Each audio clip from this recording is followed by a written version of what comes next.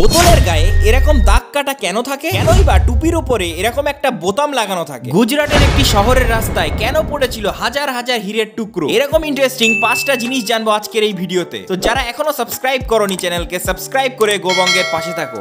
Number 5, depression আমাদের সবার মধ্যেই আসে, কিন্তু এমন একটা ফল আছে যেটা খেলে ডিপ্রেশন দূর হয় এবং এই ফলটা খুবই সহজলভ্য একটা ফল। ফলটা হলো কলা। হ্যাঁ বন্ধুরা, তোমরা ঠিকই শুনছো, কলা হলো এমন একটি ফল যেটা খেলে আমাদের ডিপ্রেশন দূর হয়। কলার মধ্যে সেরোটোনিন নামক এক ধরনের পদার্থ থাকে যেটা খেলে আমাদের ব্রেন হ্যাপি ফিল করে। ডিপ্রেশন কাটানোর জন্য কলা হলো একটি উপযোগী ফল, এই জন্যই কলাকে হ্যাপি ফ্রুটও বলা হয়ে থাকে। নাম্বার 4, তোমরা প্রায় খেয়াল করবে যে টুপির উপরে এরকম একটা বোতাম লাগানো থাকে, কিন্তু এই বোতামের কাজ কি? কেনই বা এই বোতামটা লাগানো থাকে?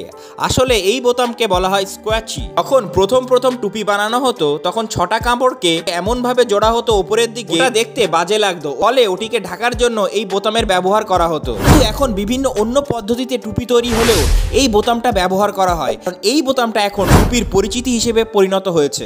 এই বোতামটা না থাকলে টুপিকে টুপি মনে হয় না। নাম্বার 3, গুজরাটের সুরাটের একটি রাস্তায় একদিন হঠাৎ করে দেখা গেল অনেক ছোট ছোট হীরের মতো পাথর ছড়িয়ে আছে। খবরটি চারিদিকে ছড়িয়ে পড়তেই লোকজনের ভিড় জড়ো হয়ে যায় এবং লোকে ওই পাথরগুলো কালেক্ট করতে শুরু করে এবং অনেকে তো ভেবেই নাই যে তারা কোটিপতি হয়ে গেছে। কিন্তু পরবর্তীকালে সেই হীরের মতো দেখতে পাথরগুলিকে বিক্রি করার জন্য নিয়ে গেলে দেখা যায় এটি একটি নর্মাল পাথর, যার এক একটির দাম বড়জোর 2 থেকে 3 টাকা। মানে বেচারা লোকগুলোর কষ্টটাই মাটি হয়ে গেল। নাম্বার 2, ফিনল্যান্ডের একটি শহরে পেট্রোল পাম্পে লিটার পেট্রোলের দাম $0.014, মানে ইন্ডিয়ান টাকায় মাত্র 1 টাকায় প্রতি লিটার পেট্রোল পাওয়া যাচ্ছিল। এই দেখে একজন লোক উচ্ছ্বাসিত হয়ে গাড়ির ট্যাঙ্কি তো ফুল করিয়েই নিল এবং উপরন্তু ব্যারেলে 1000 লিটার পেট্রোল ভরে নিল। এই খবর যখন পেট্রোল পাম্পের কর্তৃপক্ষ জানতে পারলো, তারাও তো হতবাক যে পেট্রোলের দাম হঠাৎ করে এত কম হয়ে গেল কেন। তারপরে তারা মেশিন চেক করে দেখতে পারে এটি একটি মেশিন জনিত ত্রুটি। কিন্তু ততক্ষণে যে ব্যক্তিটি 1000 লিটার তেল নিয়েছে তার আর খোঁজ পাওয়া যায়নি। ওই লোকের জায়গায় তুমি হলে কি করতে?